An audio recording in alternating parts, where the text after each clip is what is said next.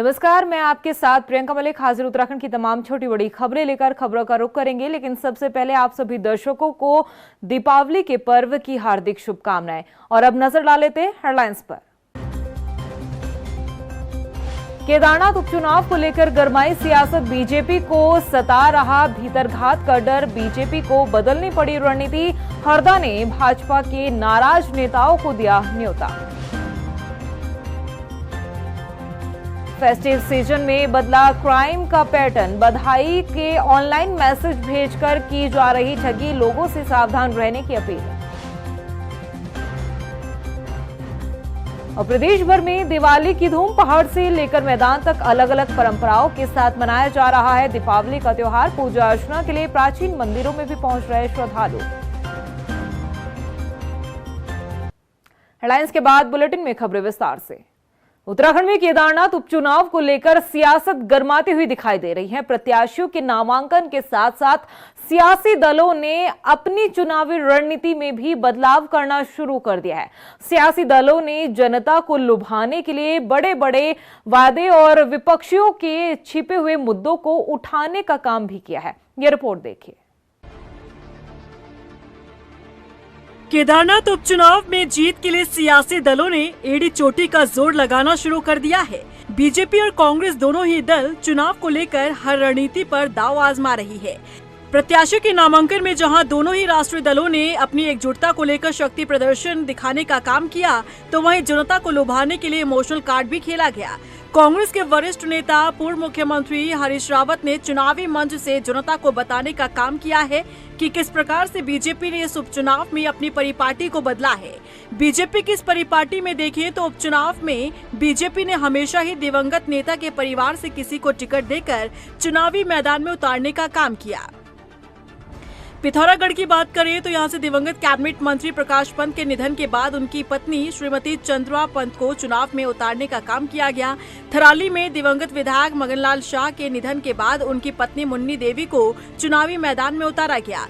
सल्ट विधानसभा में दिवंगत विधायक सुरेंद्र सिंह जीना के निधन के बाद उनके भाई महेश जीना को चुनावी मैदान में उतारा गया। बागेश्वर से विधायक रहे कैबिनेट मंत्री चंदन रामदास के निधन के बाद उनकी पत्नी पार्वती देवी को चुनावी मैदान में उतारा गया। वहीं देहरादून की कैंट विधानसभा में वरिष्ठ विधायक हरबंस कपूर के निधन के बाद उनकी पत्नी सविता कपूर को चुनावी मैदान में उतारा गया। लेकिन इस बार केदारनाथ विधानसभा के उपचुनाव में बीजेपी ने अपनी परिपाटी को बदला और दिवंगत विधायक के परिजनों को छोड़कर पूर्व विधायक आशा नौटियाल को चुनावी मैदान में उतारा है। बीजेपी की इस रणनीति पर विपक्षी दल हल्ला बोल है। पूर्व मुख्यमंत्री हरीश रावत ने तो टिकट से वंचित रहे सभी नेताओं को विपक्ष के साथ मिलकर चुनाव लड़ने का न्योता तक दे डाला है। ये लोगों का इस्तेमाल करते हैं। एक नौजवान को पटाखा के तौर पर इस्तेमाल किया कांग्रेस को हराने के लिए, वोट काटने के लिए। मैं उनके साथियों से भी कहना चाहता हूं कि यदि तुम समझते हो तुमने माँ का दूध पिया है, तुमने अन्न खाया है, तो तुम्हारी आत्मा जगनी चाहिए। आओ, आज मौका है कि इधर आओ।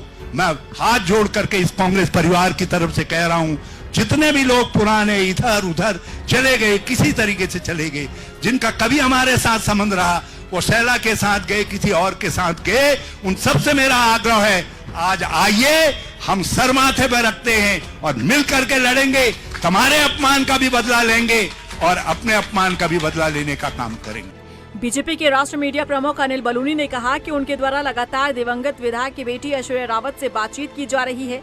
कोशिश है कि बीजेपी सभी नेताओं को एकजुट कर इस उपचुनाव को बड़े अंतर से जीतने का काम करेगी। देखिए, लगातार मेरे से ये सब लोग टच में रहे हैं और जब मेरे चुनाव के दौरान स्वर्गीय शैला रानी जी ने जितनी मेहनत की और उसी वक्त उनकी चोट भी लगी थी, वो केदारनाथ विधानसभा का जो उनका सपना रहा है, उस सब के लिए जब वो बीमार थी तब भी मैं उनसे मिला था, अस्पताल में जाके भी मिला था, और उनके जो सोच थी उसके अनुरूप हम लोग काम भी कर रहे हैं।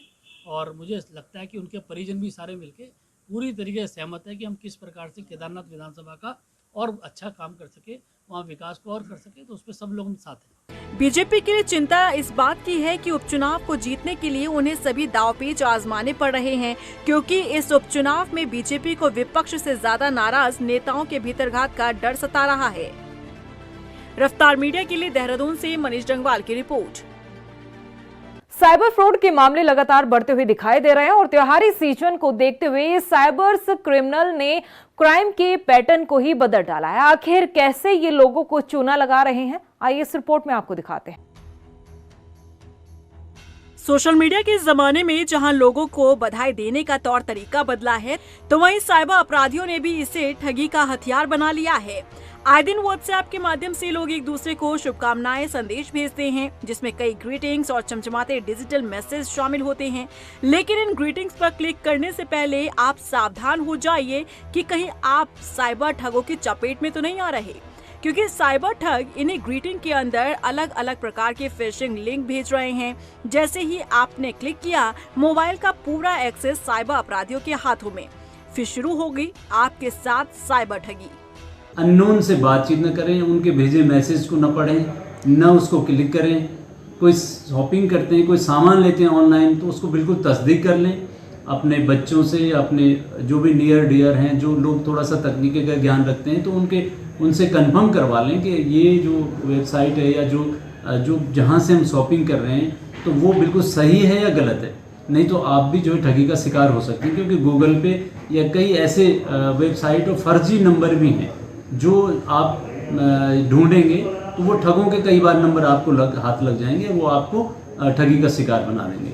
और ये इस समय बहुत ज़्यादा चलन में है और आपकी सतर्कता से ही आप बच सकते हैं।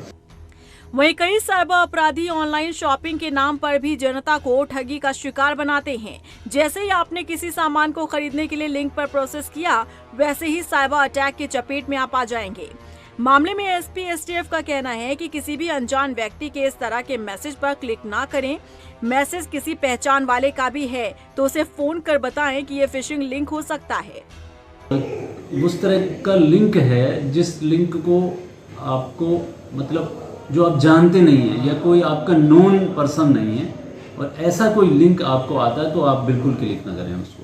आपका कोई बहुत नज़दीकी रिश्तेदार है या उसने कोई ईमेल भेजा है, कुछ है, या कोई ऐसा लिंक या क्लिक करने को कह रहा है, तो वो अलग बात है। लेकिन कोई अनजान व्यक्ति है तो उससे आपको ना वीडियो कॉल करना है, ना उसका भेजा हुआ कोई लिंक या कोई वेबसाइट, कोई ब्राउज़र, कुछ किसी भी तरह का कुछ खोलना नहीं है। और ये आपको सतर्क रहना है। यदि आपके साथ कोई मिसहैपनिंग हो जाती है, कोई ठगी हो जाती है, तो आपको तुरंत ही 1930 पर कॉल करना है। ये हमारी साइबर हेल्पलाइन नंबर है और ये 24 घंटे खुली रहती है, और तत्काल इस पर इंफॉर्मेशन देंगे और अपनी ठगी के बारे में इंफॉर्मेशन देंगे। हम इसमें कोशिश करते हैं कि आपका पैसा होल्ड हो जाए और इसमें कुछ संभावना रहती है। साइबर अपराधियों से निपटने के लिए सुरक्षा ही बचाव है, जिसके लिए विभाग ने टोल फ्री नंबर 1930 जारी किया है। साथ ही अपील की गई है कि किसी के साथ भी ठगी की घटना होती है तो तुरंत टोल फ्री नंबर पर डायल कर शिकायत दर्ज करवाएं। रफ्तार मीडिया के लिए देहरादून से हिमांशु चौहान की रिपोर्ट। उत्तराखंड के पर्वत जितने विशाल है, यहाँ की संस्कृति भी उतनी ही गहरी और समृद्ध है। यहाँ की भूमि सिर्फ आस्था और देवताओं की नहीं, बल्कि लोक कला और परंपराओं से भी सजी हुई है। इन्हीं परंपरा और कलाओं में से एक है ऐपण। आइए इस रिपोर्ट में आपको ऐपण का महत्व समझाते हैं। ऐपण उत्तराखंड की लोक कला का अद्भुत उदाहरण है। कुमाऊं के घरों में शुभ अवसरों, त्योहारों, विशेष रूप से दिवाली के वक्त ऐपण बनाए जाते हैं। दिवाली की शुरुआत ही घर के मुख्य द्वार समेत बाकी कमरों की चौखट पर ऐपण बनाकर की जाती है, और इन सब के बीच माता लक्ष्मी के पैर भी बनाए जाते हैं, जो घर के द्वार से लेकर मंदिर तक जाते हैं। मान्यता है कि इन्हीं पैरों से होकर माता लक्ष्मी घर में प्रवेश करती है। बता दें कि किसी जमाने में ये ऐपण गेरू यानी कि लाल मिट्टी और बिस्वा जो पिसे हुए चावल का घोल होता है उससे बनाए जाते थे, लेकिन आजकल इसकी जगह रंगों ने ले ली है। समय के साथ ऐपण का रूप और रंग तो बदल गया, लेकिन इसकी पवित्रता और शुद्धता आज भी वैसी है जो पुरखों के जमाने से चली आई है। कुमाऊं के घरों में शायद इसके बिना दिवाली अधूरी हो। देवभूमि उत्तराखंड अपने ऐतिहासिक मंदिर और प्राचीन धरोहर के चलते देश ही नहीं बल्कि पूरी दुनिया में प्रसिद्ध है। लेकिन क्या आप जानते हैं, उत्तराखंड के अल्मोड़ा में एक ऐसा मंदिर है जहां भगवान राम के चरण पादुकाएं आज भी मौजूद है। ये रिपोर्ट देखिए। देवों की देवभूमि उत्तराखंड के अल्मोड़ा में 400 साल से भी पुराना रामशिला मंदिर है। ये एक ऐसा पवित्र स्थल है जहां भगवान राम की चरण पादुकाएं आज भी श्रद्धालुओं की आस्था का केंद्र बनी हुई हैं। इस मंदिर का जीर्णोद्धार साल 1588 में कुमाऊं के चंद्र राजा रुद्रचंद्र ने कराया था। मंदिर के मुख्य कक्ष में युगल चरण अंकित हैं। मंदिर के मुख्य कक्ष में युगल चरण अंकित हैं, जिन्हें मर्यादा पुरुषोत्तम भगवान श्री राम के चरणों की मान्यता प्राप्त है। रामशिला मंदिर के पास ही भैरव और जगत जननी माँ दुर्गा का मंदिर भी है। इन मंदिरों की दीवारों में अलग अलग देव प्रतिमाओं और शिला चित्रों के साथ ही 12 राशियों का सुंदर चित्रांकन भी देखने को मिलता है। इसके अलावा यहाँ चंद्रवंशी राजाओं के समय का एक प्राचीन खजाना रखने वाला लॉकर भी मौजूद है। अल्मोड़ा का ये रामशिला मंदिर न सिर्फ धार्मिक आस्था का केंद्र है, बल्कि वास्तुकला और शिल्प कला का भी अद्भुत नमूना है। यहाँ दूर दूर से श्रद्धालु अपनी मनोकामनाओं को लेकर आते हैं और जिनकी मन्नत पूरी हो जाती है वो दोबारा भगवान राम के दरबार में आकर पूजा अर्चना करते हैं। देहरादून से ब्यूरो रिपोर्ट। राजधानी देहरादून में दोन अस्पताल में दिवाली को लेकर अलग से बर्न यूनिट में खास व्यवस्थाएं की गई हैं।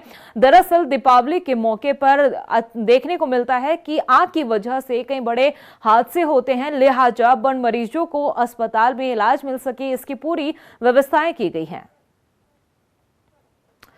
अगर बर्न जैसे दिवाली आ रही तो अस्पताल पूरी तरह तैयार है, तो हमने सब सामान वगैरह उसका सब इंडेंट कर लिया, सब सामान हमने मंगा लिया है, जिससे कोई भी मरीजों को कोई भी परेशानी की जो परेशानी का सामना ना करना पड़े। और दून अस्पताल पूरी तरह इसके लिए तैयार है और हम कटिबद्ध है कि मतलब मेरी ये इच्छा है कि कोई भी, पहली बात तो भगवान करे कि हो ही ना ऐसा किसी के साथ भी, है ना। और अगर मान लो कुछ ऐसे केसेस आते भी हैं तो हम लोग पूरी तरह तैयार हैं उनको मैनेज करने के लिए। वहीं दिनेशपुर में अपर जिलाधिकारी आशिमा गोयल ने पटाखों की दुकानों का निरीक्षण किया और इस दौरान सभी व्यापारियों को पटाखों की दुकान में अलग से किस तरह से आग से बचाया जा सकता है, इनके उपाय भी बताए। साथ ही बिना लाइसेंस वाली पटाखों की दुकान पर सख्त कार्रवाई के भी निर्देश दिए हैं। ये रेगुलर इंस्पेक्शन किया है हमने, जिन लोगों को परमिशन दिए हैं। ये फुटकर पटाखा विक्रेता है, यहाँ पर ये देखने के लिए निरीक्षण किया गया है कि क्या इन्होंने जो भी सेफ्टी मेजर्स परमिशन के दौरान इनको कहे गए थे रखने के लिए, क्या वो रखे गए हैं। जैसे 3 फायर एक्सटिंग्विशर है और रेता है, पानी है, फायर टेंडर भी देखा गया है यहाँ पर। तो बस उस तरीके से जिनके यहाँ पे पूरे सेफ्टी मेजर्स नहीं पाए गए उनको इंस्ट्रक्ट किया गया है कि वो उस तरीके के सेफ्टी मेजर्स को करें। वहीं देहरादून के डोईवाला की रानी पोखरी के पास वन तस्करों ने आम के पेड़ों पर आरियां चलाई है, जिसकी भनक ना तो पुलिस कर्मियों को लगी और ना ही वन कर्मचारियों को। आपको बता दें कि अब कांग्रेस इस घटना को लेकर सरकार को घेरती हुई नजर आ रही है। कांग्रेस का आरोप है कि सरकार की शह पर ही इस तरह की घटनाओं को अंजाम दिया जा रहा है। प्रदेश सरकार किस दिशा में प्रदेश को ले जाना चाह रही है। आप एक तरफ देख रहे हो कि पेड़ माँ के नाम लगाया जाता है और एक दिन पे पेड़ लगाया जाता है और रात को पेड़ों पे आरियां चलाई जा रही है। बड़ा ही दुर्भाग्य है। आप देख रहे हो कि इस बार 44 से 45 डिग्री 48 डिग्री तक टेम्परेचर गर्मी में गया है। तो अगर यही हाल रहा तो कैसे सांस लेना भी दुर्भर हो जाएगा।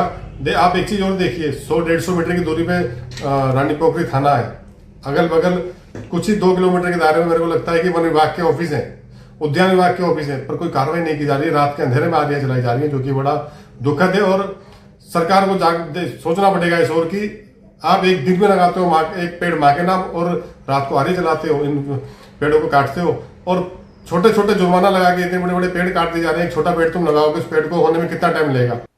प्रदेश की खबरों में इतना ही, फिर हाजिर होंगे कुछ खास खबरों के साथ। तब तक के लिए मुझे दे इजाजत, लेकिन जाने से पहले एक नजर हेडलाइंस पर। नमस्कार। केदारनाथ उपचुनाव को लेकर गरमाई सियासत, बीजेपी को सता रहा भीतरघात का डर, बीजेपी को बदलनी पड़ी रणनीति। हरदा ने भाजपा के नाराज नेताओं को दिया न्योता। फेस्टिव सीजन में बदला क्राइम का पैटर्न, बधाई के ऑनलाइन मैसेज भेजकर की जा रही ठगी, लोगों से सावधान रहने की अपील। और प्रदेश भर में दिवाली की धूम, पहाड़ से लेकर मैदान तक अलग अलग परंपराओं के साथ मनाया जा रहा है दीपावली का त्योहार। पूजा अर्चना के लिए प्राचीन मंदिरों में भी पहुंच रहे श्रद्धालु।